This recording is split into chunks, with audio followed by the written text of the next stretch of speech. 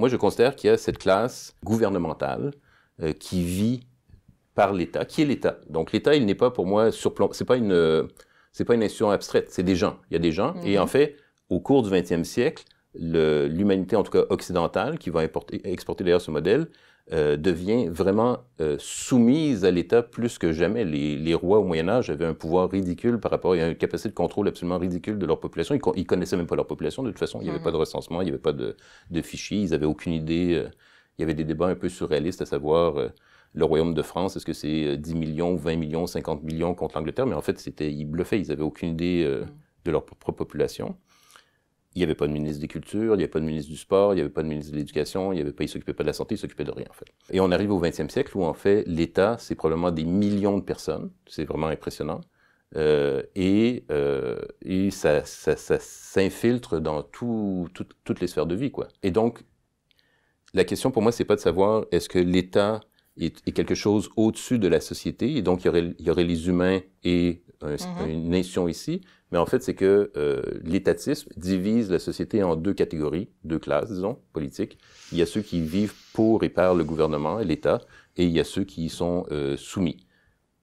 Et dans l'État, évidemment, ceux qui ont par définition le plus de pouvoir, c'est ceux qui prennent réellement les décisions collectives. C'est ceux que j'ai appelés soit le monarque élu et son aristocratie élective, donc l'Assemblée nationale dans le cas de la France. Et le monarque élu, c'est le président. Et c'est quelque chose de très étonnant, d'ailleurs. On peut se demander, c'est bizarre ce truc-là, que les républiques, quand elles se débarrassent de la monarchie, elles se nomment un président. C'est étrange.